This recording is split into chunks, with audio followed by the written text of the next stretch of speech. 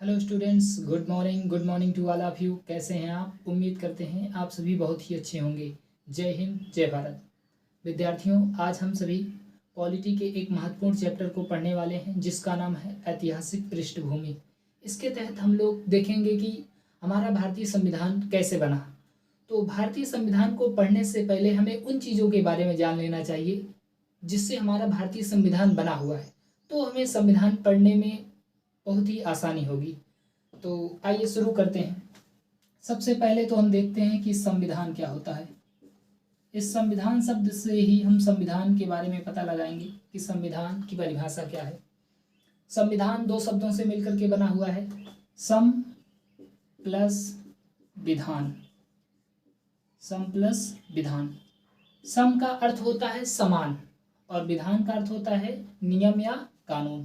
तो सम का अर्थ समान और विधान का अर्थ नियम या कानून। तो इस संविधान शब्द से हमें पता चलता है कि संविधान दो शब्दों से मिलकर के बना हुआ है, सम प्लस विधान। सम का अर्थ होता है समान और विधान का अर्थ होता है नियम या कानून। इससे परिभाषा क्या बनती है कि ऐसा नियम या कानून जो सभी लोगों के लिए समान हो, उसे संविधान कहते हैं। जैसे हमारे देश में जो भारतीय संविधान बना हुआ है, ये सभी लोगों के लिए समान होता है। ये नहीं देखता है कि कौन कितना अमीर है, कौन कितना गरीब है, इसके लिए नहीं बना हुआ है।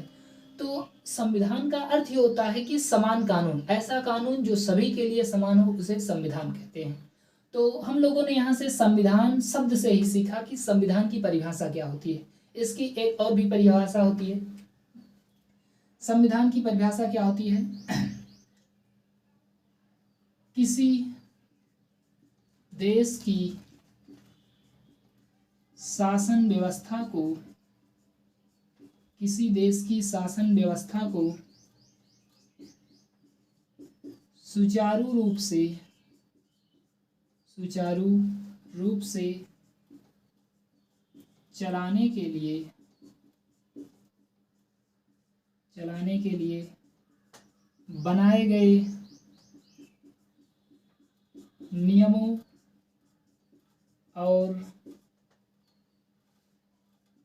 कानूनों के संग्रह को संविधान कहते हैं। तो ये हमारी एक ऑथेंटिक डेफिनेशन है, इसको आप याद कर सकते हैं या आप संविधान शब्द से ही संविधान की परिभाषा को समझ सकते हैं। तो एक बार फिर से हम इसको रिकॉल करते हैं। संविधान दो शब्दों से मिलकर बना हुआ है, सम प्लस विधान। सम का अर्थ होता है समान और विधान का अर्थ होता है नियम या कानून। ऐसा नियम या कानून जो देश में सभी के लिए समान हो, उसे ही संविधान कहते हैं। या इसकी दूसरी डिफिनेशन क्या होती है? किसी भी देश की शासन व्यवस्था को सुचारू रूप का मतलब होता है अच्छे ढंग से चलाने के लिए बनाए गए नियमों और कानूनों के संग्रह को संविधान कहते हैं। अर्थात हमारे भारतीय संविधान में जो भी प्रावधान है वो एक जगह इकट्ठा कर दिए गए हैं और उनसे जो एक बुक बनी हुई है, एक किताब बनी हुई है, उसी को भारतीय संविधान कहा जाता है। तो देश में जितने भी नियम लागू होते हैं, उन सभी नियमों को एक जगह लिख देना ही संविधान कहलाता है। तो ये हमारी डिफिनेशन बनती है, किसी देश की शासन व्यवस्था को सुचारू रूप से चलाने के लिए बनाए गए नियमों और कानूनों के संग्रह को संविधान कहते हैं। तो संविधान को पढ़ने से पहले हम लोगों ने संविधान की परिभाषा को सीख लिया है। अब हम समझते हैं कि आखिर इस भारतीय संविधान की जरूरत क्यों पड़ती है, आखिर देश में संविधान की जरूरत क्यों है, क्या कारण है कि लोग संविधान को फॉलो करते हैं। तो आप ऐसे समझ सकते हैं कि आपके घर में रहने के लिए आपके पिताजी, माताजी, दादा, दादी, जो भी बड़े बुजुर्ग हैं, वो कोई ना कोई नियम बनाते हैं कि हर व्यक्ति को इतने बजे तक खाना पीना खा लेना है, इतने बजे तक सो जाना है, इतने बजे के बाद बाहर नहीं जाना है। तो एक घर का भी एक नियम होता है और उस नियम को जब एक जगह इकट्ठा कर दिया जाए तो वो भी संविधान है। तो घर को एक बेहतरीन ढंग से चलाने के लिए जो कानून बनाया गया है, जो एक नियम बनाया गया है, उसको संविधान कह सकते हैं। तो जब घर को बेहतरीन ढंग से चलाने के लिए हमें नियम या कानून की ज़रूरत है, तो सोचिए इतने बड़े देश को चलाने के लिए हमें संविधान की ज़रूरत नहीं पड़ेगी। अगर देश में संविधान नहीं होगा तो व्यक्ति किसी भी प्रकार के नियम को फॉलो नहीं करेगा, और जब नियम को फॉलो नहीं करेगा तो देश में अपराध जन्म लेगा। इसलिए देश में संविधान का होना अत्यंत आवश्यक है। तो इसीलिए संविधान की आवश्यकता पड़ती है, नहीं तो हम जैसे लोगों की ज़िंदगी तो जानवरों की हो जाएगी, क्योंकि जानवरों के अंदर कोई संविधान नहीं होता। उनका जब मन सो जाएंगे, जब मन खाएंगे, जब मन पिएंगे, उनके लिए कोई नियम कानून है नहीं है। तो हमारे जीवन में संविधान है, क्योंकि हम नियम को फॉलो करते हैं, उन्हें मानते हैं और उनके मार्ग पर चलते हैं, इसलिए संविधान की ज़रूरत होती है। तो एक सभ्य समाज बनाने के लिए संविधान की अत्यंत आवश्यकता होती है, इसलिए हमारे भारतीय संविधान में ये प्रावधान किया गया है। तो अब हम लोग भारतीय संविधान के बारे में कुछ महत्वपूर्ण बातों को समझते हैं। भारतीय संविधान की अगर बात करें तो यह भारतीय संविधान लिखित संविधान है। लिखित संविधान का अर्थ क्या होता है? एक ऐसा संविधान जिसके बारे में कहीं ना कहीं लिखा गया हो। जैसे हमारा भारतीय संविधान है, इस संविधान को लिखा गया है। अगर आप इस संविधान को पढ़ना चाहते हैं तो इंडियन पॉलिटी भारतीय संविधान नामक पुस्तक होती है, उसमें पूरे भारतीय संविधान के बारे में लिखा गया है। तो हमारे संविधान के बारे में लिखा गया है, इसीलिए इस संविधान को कहते हैं लिखित संविधान। कुछ देश ऐसे भी हैं जहां पर उनके संविधान को नहीं लिखा गया है, बल्कि वो संविधान परंपराओं पर चलता है। जैसे ब्रिटेन का संविधान लिखित नहीं है, बल्कि क्या है, अलिखित है, वो परंपराओं पर चलने वाला संविधान है। लेकिन भारतीय संविधान कैसा है? लिखित संविधान है। अगर बात करते हैं भारतीय संविधान के आकार के बारे में, तो भारतीय संविधान सबसे विस्तृत या सबसे व्यापक संविधान। अब सबसे व्यापक संविधान का मतलब होता है कि भारतीय संविधान में इतना ज़्यादा प्रावधान कर दिया गया है कि इसे दुनिया का सबसे बड़ा संविधान होने का दर्जा प्राप्त हुआ है।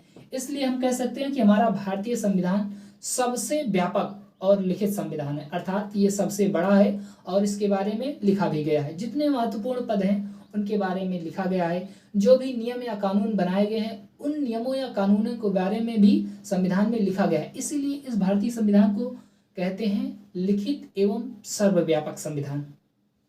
और समझते हैं, अगर बात करते हैं भारतीय संविधान के जनक की, तो भारतीय संविधान के जनक हैं डॉक्टर भीमराव अंबेडकर। डॉक्टर भीमराव अंबेडकर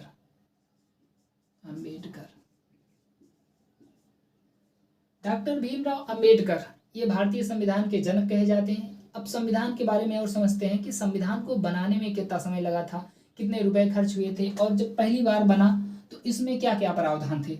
जैसे संविधान को बनाने में समय की अगर बात करते हैं तो समय लगा था 2 वर्ष 11 माह 18 दिन। 2 वर्ष 11 माह 18 दिन, इतना समय लगा था हमारे भारतीय संविधान को पूर्णतः तैयार होने में। तो आपसे क्वेश्चन पूछा जा सकता है, भारतीय संविधान को बनाने में कितना समय लगा था? 2 वर्ष 11 माह 18 दिन।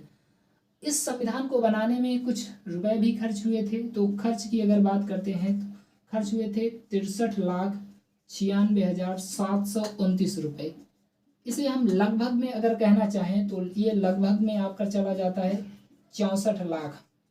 तो 64 लाख रुपए लगभग में खर्च हुए थे इस भारतीय संविधान को बनाने में। लेकिन एक्यूरेट डाटा पूछेगा तब आपको बताना है 63,96,729 रुपये।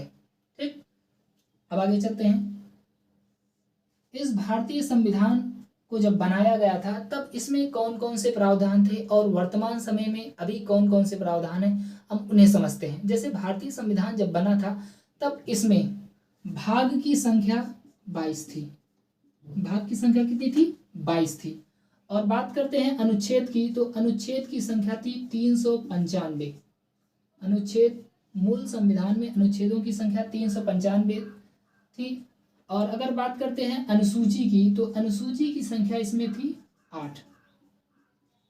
अब ये भाग क्या होता है, अनुसूची क्या होती है और अनुच्छेद क्या होता है, इसको आप इस तरीके से समझ सकते हैं कि जैसे आप मान लीजिए कोई किताब पढ़ने जा रहे हैं मैथ की, और उस किताब में आपको प्रारंभ में ही दिया गया होता है कि इसमें कितने चैप्टर शामिल हैं। तो जो चैप्टर होते हैं उनको आप भाग समझिए, और उसके अंदर भी दिया रहता है प्रश्नावली 1.1, 1.2, 1.3।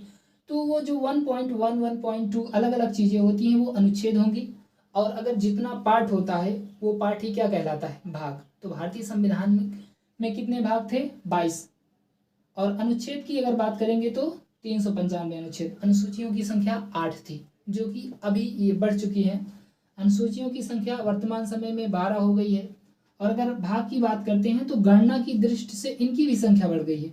गणना की दृष्टि से ये 25 हो गई है। हालांकि अगर देखा जाए तो इनकी संख्या 22 ही है, लेकिन गणना की दृष्टि से ये बढ़ गई है 25।